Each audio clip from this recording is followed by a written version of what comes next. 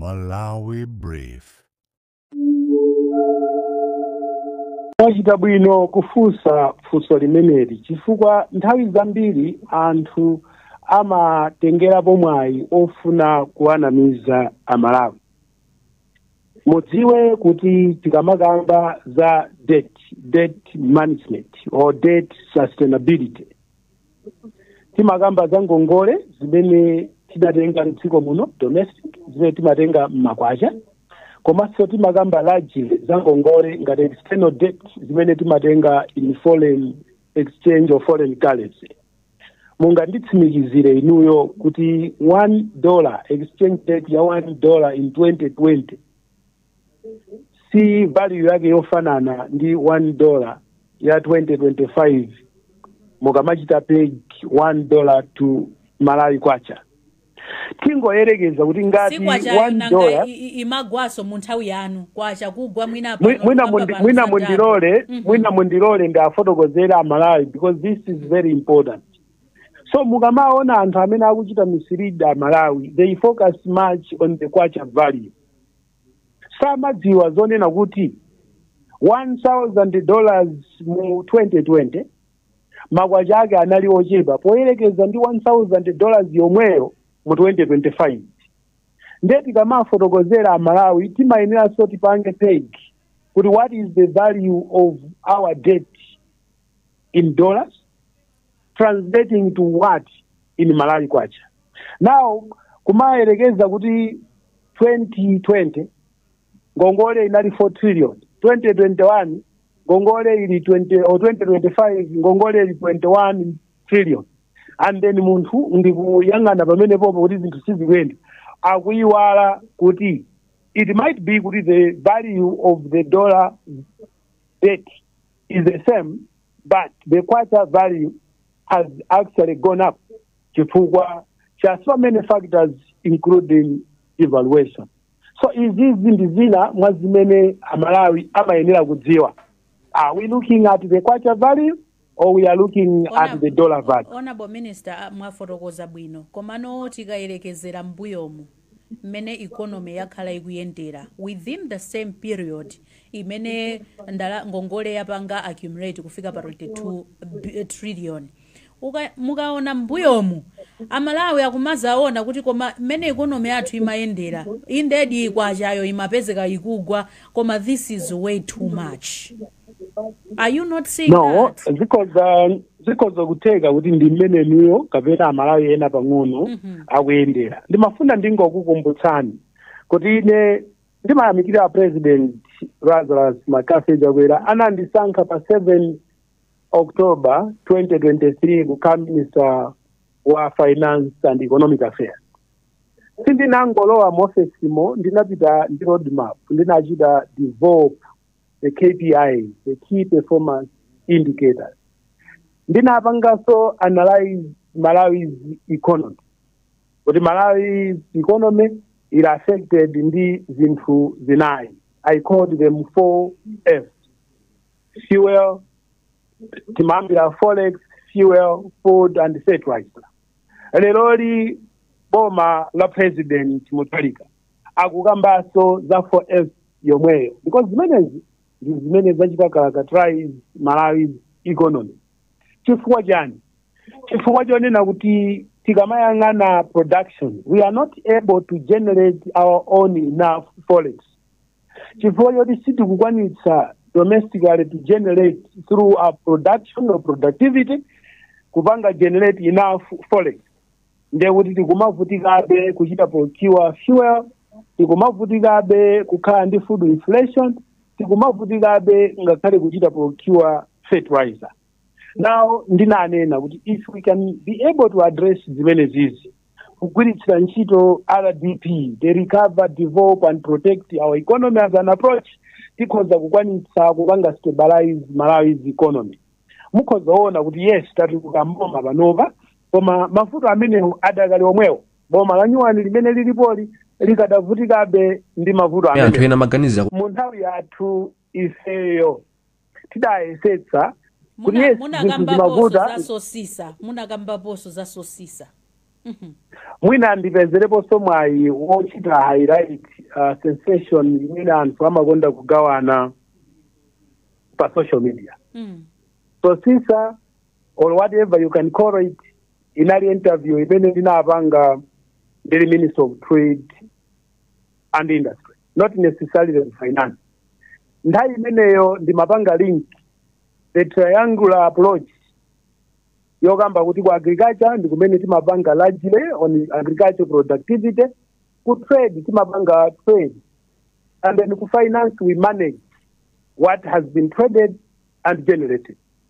I still stand by the same.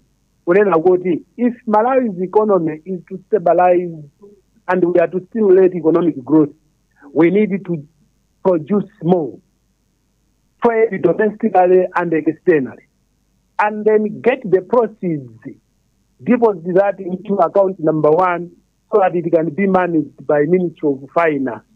But if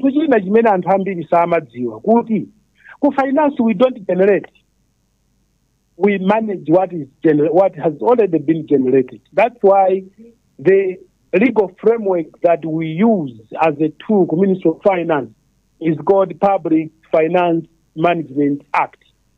An act that we use to manage public finance. And where do we get that public finance? It is coming from production, being traded under Ministry of Trade, and transferred into Ministry of Finance. So when you just listen to the clip because you didn't get the genesis of what I was trying to expound, you are bound to be misled. So Honorable Minister, I think mwina ukutakhalitako tipite pa nkhani zina.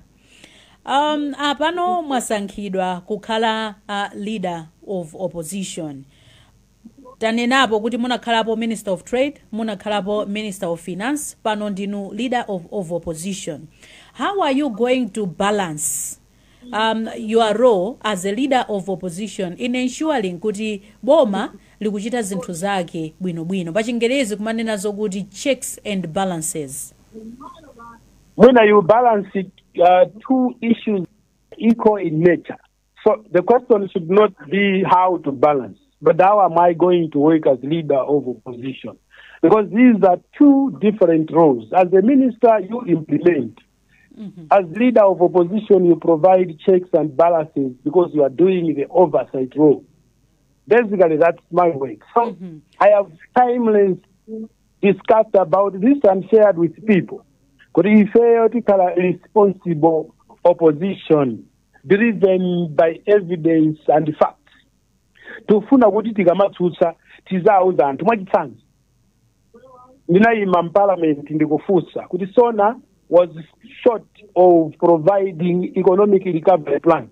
What we are expecting in the Gudiboma liberates economic recovery plan. That's providing oversight role. Tinane na kuti anachita promise free secondary education. But what they are advocating now is partial subsidy. Kuli ma element ena ngati boarding fees ndizina zomwe boma siri kulipira.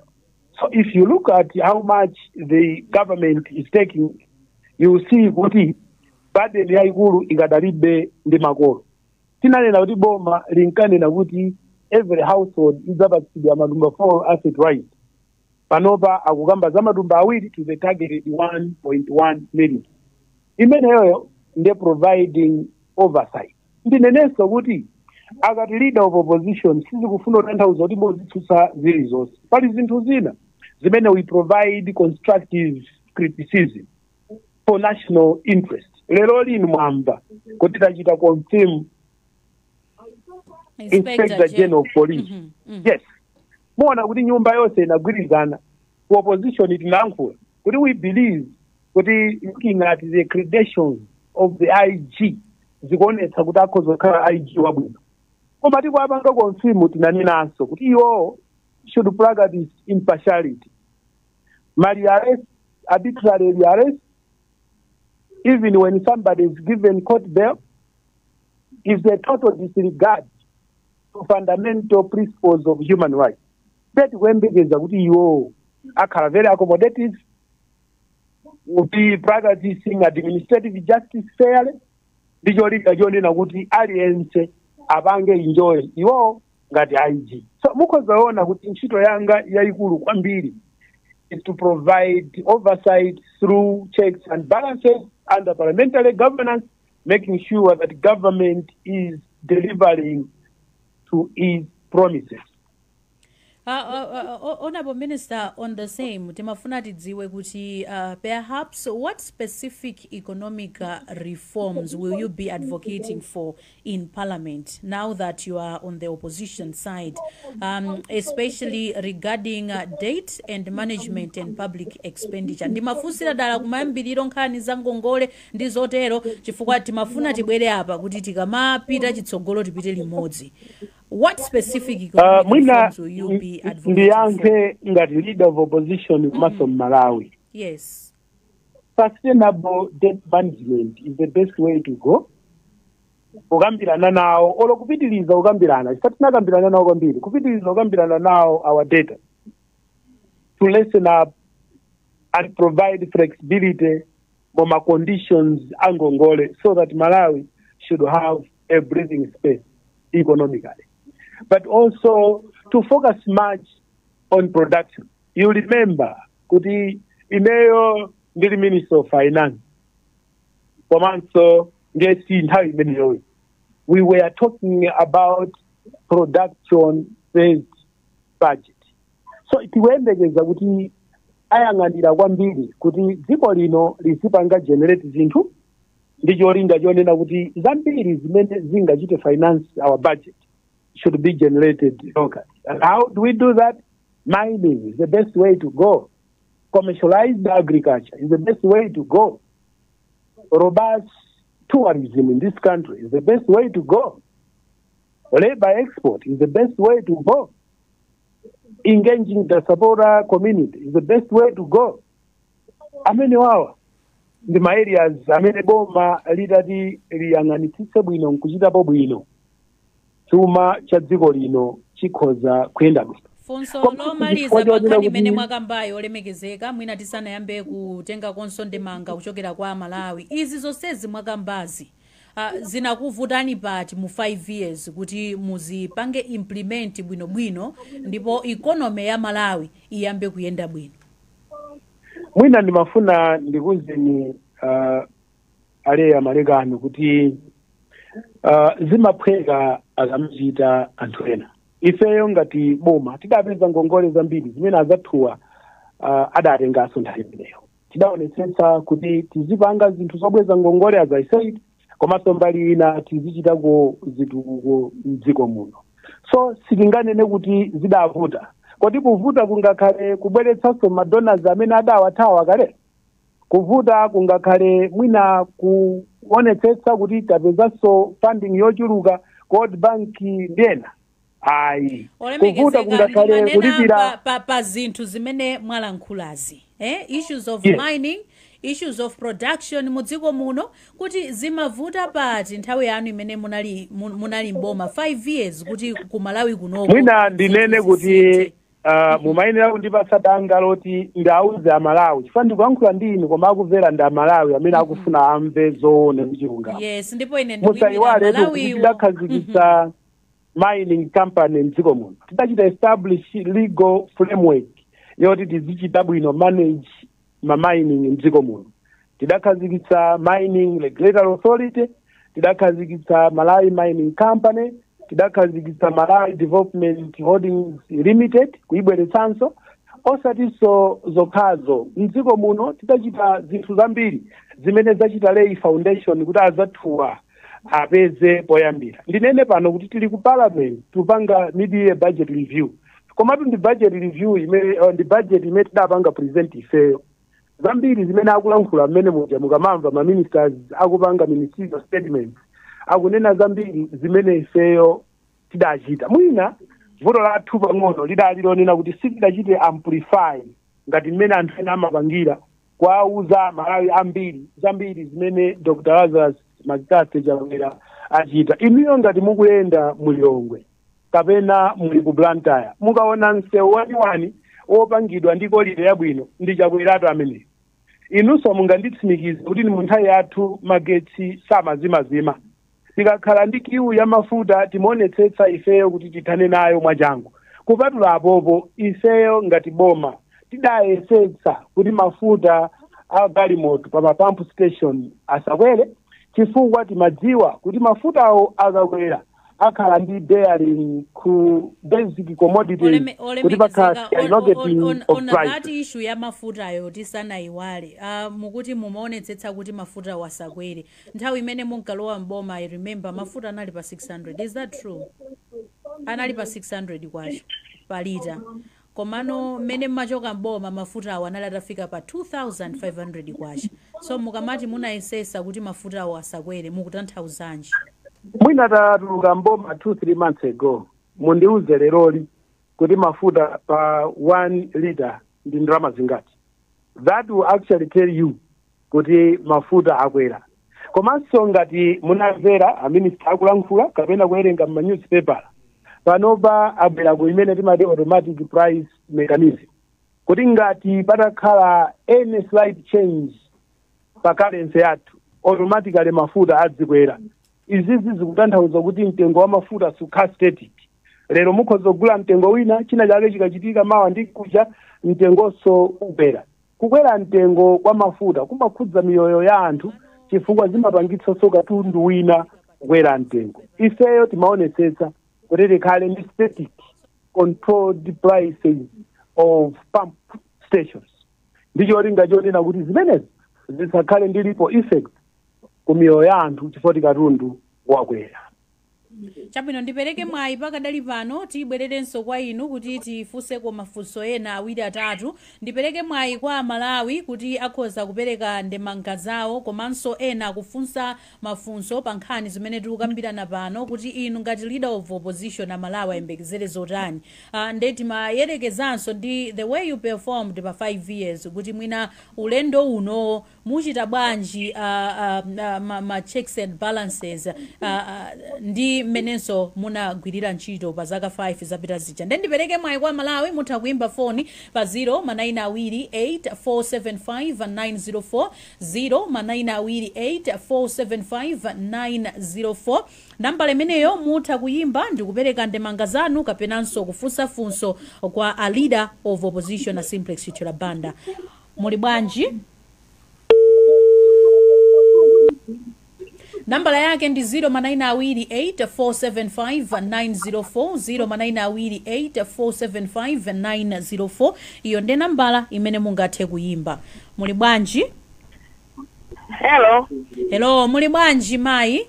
Iunoka inu muli bwanji? Tili bwino, takulandirani ku program ya mulimba. Funso kapena ndemanga yanu? Ineyo ndi Matadala kuno kupitiriza kuchilazulo. Hello. Tukumvani Matadala, ndemanga kapena funso? Ineyo ndili ndi mafunso kwa abandawo. Mene ayankhulira kuyambira pachiyambi mpaka na kumapeto zonse ndimamva. Mafunso anga ndokuti kodi iwowo safuna kuvomereza chifukwa chani pamene akuona kuti pamakanika.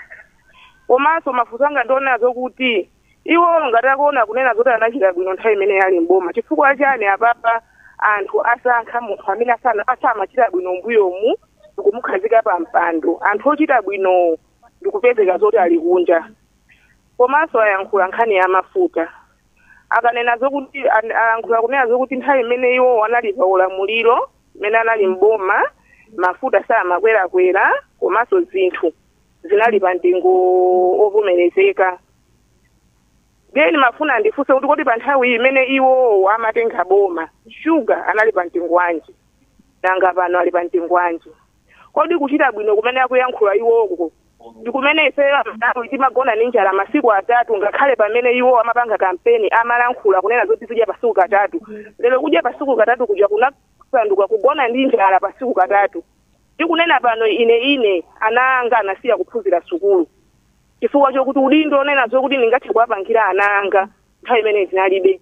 Koma pamene nalowa boma ilili ananga pano pabweraso ku sukulu kulingalira kunena zona kuti sukulu akuti akafika ku secondary ikhala ya ulere ndipo masomphenya a usogoleri utayamba kuona.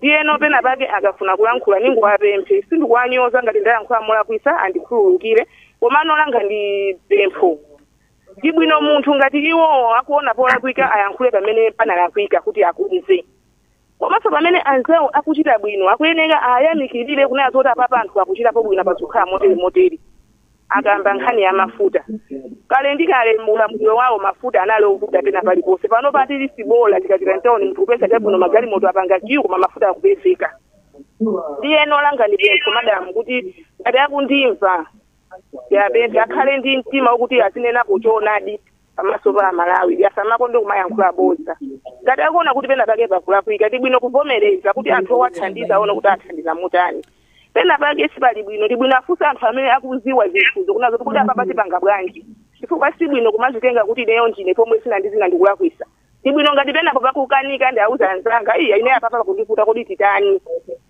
netu maganizo anga ndi amenewo. Tathokoza kwambiri Matadala chifukwa cha ndemanga yanu komanso mafunso zikomo kwambiri. Olemekezeka Simplex Chitola Banda mwamva amenewo kuchokera ku Chiradzulu akuti kumavomereza zina anena ndisachite kubwereza mwamva mmene alankhulira inu ndemanga yanu ndiyotani mulimbako ku opposition iko mulimba ife ndolimba kale mudziwe kuti Malawi Congress Party imachoka ku opposition kubweranso mboma andi ndi chiyembekezo chathu kuti 2030 tidzabweranso mboma koma mwina ndingonena mukumazipopa nako bwanji kakumakusangalasani kuti mumalowa mboma ndikuchoka ndikupita ku opposition ndikubweranso. In politics, history repeats itself. Mwina ndingo wayankha Matadala ku Chiradzulu zikomo kwambiri chifukwa cha ndemanga komanso mafunso anu. Mwina ndingokonza apa kuti ifetu tidavomereza kuti tidaluza nchifukwa lero mukukambanane ngati minister ngati leader of opposition. Mwina ndinenenso kuti vomereza kuti tidaluza zisankho sikufuna kutanthauza kuti chilichonse chomwe tidachita chidali chokhoza kapena cholondola ndimango tanthauza ndi kuwauza Malawi zinthu zimene ife tachita poyankha mafunso anu tikayerekeza kuti mtengo wa mafuta nthawi imene timalowa udali bwanji nanga mmene timatuluka udali bwanji price build up ya mafuta kapena china chilichonse zimatengera zinthu mmene zilili pa nthawi imeneyo koma ndimangofotokoza kuti ngati mumaona kuti mtengo wa mafuta sumakwerakwera ndi chifukwa choti boma la Dr. Lazarus Makikase chakwera limachita control mtengo wa mafuta ndi cholinga chonena kuti Amalawi asapitirire kuvutika mwina tikhozotenga mafunso ena. Chabwino tione apa ena akuti ndemanga yawo ndiyotani. Hello takulandirani ku programu ya mulimba pano pa Wireless ya Times atikudziweni koma sakumveka amene wakuoneka zokuti akupanganso zina 0manayina 8475904 tikudziweni takulandirani ku programu ya mulimba pano pa Wireless ya Times. Ndine bambo Adelfina kuno kukatere kwa Nkhwawanya Machinga. Wireless yanuyo mutayitsitsako kuti inu ndife kuno timvane bwinobwino. Ndayitsitsa ndithu. Chabwino mwati dzina ndi ndani? Maganizo anga ndinangofuna be kuti ndapempha kuti akamayankhula tizikumbukira kuti kunja kuno kuli Mulungu chifukwa kuyankhula pena pake boza zimakupangisanso kuti siku lina anthu azakukhulupirira chifukwa zonse zimene zikachitika ife tali Malawi momwe sitinachoke zonse zimene ankachita ali mboma ife taziona zonsezo ndipo zili m'mitu mwathumu iwo akanena kuti mtengo simakwerakwera iwo akufuna kutanthauza chani chifukwa kuyankhula kotero kulakwika kwambiri chifukwa ife Amalawi titatopa tinkafuna kuti titapanga zikulusiro zokuya ndi zimenezo koma pamapezeka iwo anapanga njira zawo zosala ndi Amalawi amene ankafuna kupanga mademo akuyankhula chonde ziwe kuti Amalawi anapita kuti kweteka kwambiri mayankhulidwe awo siku lina tilakhulukiranso palibe kwakhulukira kuti angabwerere mboma kumwambiri. Tathokoza kwambiri facha ndemanga yanu olemekezeka mutha kuyankhulapo zotani pa zimene mwina amene usinamve bwino mukhoza kundibwerezera. Okay, amafotokoza kuti mwina pokamba muzikamba chilungamo kuti zinthu sizimakwera mitengo, nkhani ya mademo kuti anthu ena amaletsedwa mademo, akamba zosiyana-siyana zimene zimachitika nthawi ya boma lanu. Mwina ndinene kuti toyankha mafunso amene yomwe kutipatsa mofanana ndi mmene mafunso akubwerera.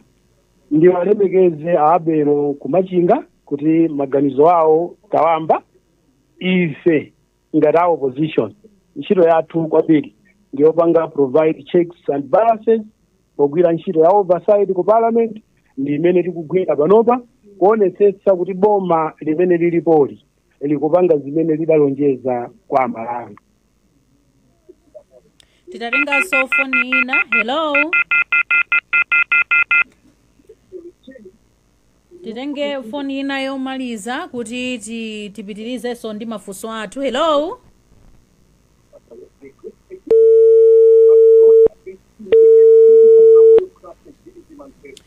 Olemekezeka mwina tikuyembekezeranso apa kuti titenge mafoni ena kuchokera kwa Malawi ena. Timafuna titamvako kumbali yanu ngati leader of opposition. Hello. Yes. Muli bwanji tikudziweni pano. Moyo pano muli bwanji. Tili bwino. Takulandirani program imene ya Mulimba pano pa Wireless Times tikudziweni komanso ndemanga yanu. Hello, tukumvani ndemanga yanu? Ine ndemanga yanga ndithokoze kwambiri achichola banda wete. Afotokoza kwambiri ndipo momveka bwino. Ndipo zimene zikuyankhula iwozo pano pa mafuta anthu amene akuyankhula anthu mafuta kuti mafuta akupezeka. Pano mafuta pa black market ali pa 10,000 kwaje. Ndiye munthu angapa ndikwagula mafuta pa 10,000 kuti azione zimene zozo. Ndiye tingotokoza kuti otusawo azisusa zimene zikuyenera kuti Amalawi yakonde.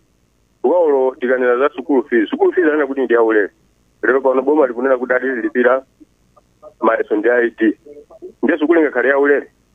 Nanga ndama zoti munthu akalipire fees ndi ndama zingati. Munthu ungalipire 600 ungalipire 200 ndiye kuti 1000. Ndio kalipire kumulipira mwana 30,000 ya maiso. Ndiye which.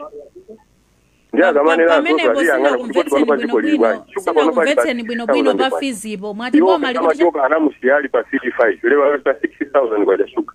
Ndiye kuti tikupita kuti. Takuchoka kumene mboma ilili miezi 3 nanga tikupita kuti ndiye tikupita kuti. Anthu akamayankhula saziona kuti pano pa dziko likwenda bwanji. Zimene nazilonjeza sizimene zipano pa zikuchitika. Ziko kwambiri. Apo sina kumvetseni bwino pa fees paja akamayankha mwina manena hello. Hayi ndithu amenewo sitinamvetse bwino pa fees paja sindikudziwa ngati olemekezeka munamvetsa kuti pa fees amanena kuti chani. Ndemanga yanu ndiyotani munazaka mbapo za 3 months kuti boma ili lili mboma 3 months tikatengera September pa 16 September kuyambira pa 16 September paja kufika tsiku la lero ndiye kuti 3 months sina kwani mwinanso pamenepo mutha kungotambasulapo kukonzapo bwino muyankhe zimene mwina ndiyambire achibwenewo sinachite capture dzina lawo komano zimene alankhula ndamva. Amalawi amaganiza, Amalawi amaona. Sine ndikunena nda Amalawi amene akunena kuti pamene mafuta asowa pa filling station pa black market afika kuposa 10,000 per liter, 50,000 per 5 liters. Zimene zaona nda Amalawi mboma lanyuwani nda Amalawi somwewo amene akudandaula kuti panopa tabwereranso ku perpetual blackout ya magetsi. Mwinaso madzi osatuluka m'mizinda yenu nda Amalawi omwewo. So Amalawiwo amene ifeyo timayimirira akamadandaula nkutuza zimene akunena ndi zimene tizikagwiritsa ntchito ku parliament popanga provide oversight kubweretsa checks and balances. olemekezeka munakhalapo nduna yona zachuma komanso nduna yona zamalonda pano ndinu leader of opposition. You are well informed mene dziko limayendetsedwera ndi zina zotero ende apa ku opposition ndikukhulupirira zokuti mukamalankhula anthu azikhala kuti akumva kuchokera kwa munthu amene akudziwa zinthu mene zimayendera mboma mmene zachitikiramu kuti chibani cha DPP chalowa mboma panopa 2 months sinathe. Tinene zokuti pamayenereka tione kusintha kotani, kusintha kokuti ndalama zakunja zikupezeka, mafuta kupezeka pena paliponse, zinthu zimenezi zimayeneka kuchitika mu kapiriyodi kakakulu bwanji. Mwina linene pano kuti program yonse itachita focus kwambiri mu boma lakale mmene linapangira perform kusiyana ndi kuchita focus on the role of leader of opposition. Komano I can understand chifukwa tikuchokera kuzisankho kumene anthu adakali obsessed ndi boma lapitalo. Zimenezo zotipatsa chithunzi choti Amalawi 2030 adzatikumbukira, adzatipatsanso mwayi. Ndinene kuti we don't expect a miracle. Koma tikudziwa kuti pakuyenera kukhala a proper way of laying a foundation. Mfake koyambirira kuja ndipanena kuti mmene ndinkapanga respond kusona ndinkanena kuti much as they are appreciating economic challenge, a challenge is there and you need a solution. Kodali ndi economic recovery plan, because mu economic recovery plan much ndimene tikadaona kuti kodi akuti nkhani ya mafuta athana nayo bwanji, nkhani ya forex athana nayo bwanji, nkhani yokhudzana ndi agriculture productivity athana nayo bwanji, nanga kuti tikhale ndi bumper yield next year apanga bwanji incentivize and finance anthu ndi ma institutions amene amapanga production mdziko muno. So zimenezi zimene feyo timayembekezera tikudziwa kuti Amalawi mwina ndineno iyayi lea Amalawi adapatsa DPP nthawi mu democracy mumapatsidwa 5 years. Ifeyo tili panonso kupanga provide checks and balances kwa 5 years. Mmeneyo adapangire ndi zimene zidzapatsa Amalawi kuti apange decide kuti kodi kuchokera 2030 kupita kutsogoloko Amalawi adzarani. Ifeyo mwina nditengerepo somwayi onena kuti ngati aku opposition panopa tili pa self-reflection.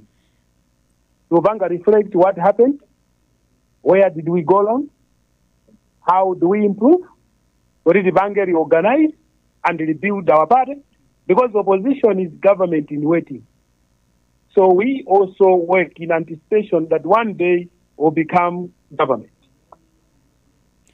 Chabwino komano ineyo nthawi apapa yatithera koma timafuna mutatiyankha kuti inuyo ngati leader of opposition zinthu zimene mwina mwatchulazi kuvuta kwa madzi, kuvuta kwa magetsi, kusowa kwa mafuta, kuti ngati leader of opposition zinthu zimene zizi mmayembekezera kuti zikhale zitasintha pa nthawi yayitali bwanji? Senanga mafuta ena tachoka nawo kutali ngati dziko. Change has no time frame. What matters most is kuti mwaika ma strategy otani kuti mupange achieve change. That's why it might be short term, medium term or long term. But zinthu zina that require short term, but zinthu zina medium term, but zinthu zina long term. Ndiye ifeyo ngati Amalawi tikuyembekezera zimene anatiuza kuti akapanga ife tizichonga kuti jana ndina zija zachitika ndipo zachitika mowakomera Amalawi. Mwina ndauza Amalawi kuti atipatse ifeyo trust and confidence kuti tidzagwira ntchito yathu ku nyumba ya malamulo komanso mdziko muno kuonetsetsa kuti the social contract between Malawians and government ikulemekezeka, kuti ma commitments ni ma promises amene analonjeza kwa Amalawi akuchitika. Zikatero ifenso tidzakhala okondwa. Aliyense ndi Malawi kulipenso dziko lina limene tingatchule kuti ndi kwathu. Ndiye tidzafuna kuti Malawi atukuke mokomera aliyense.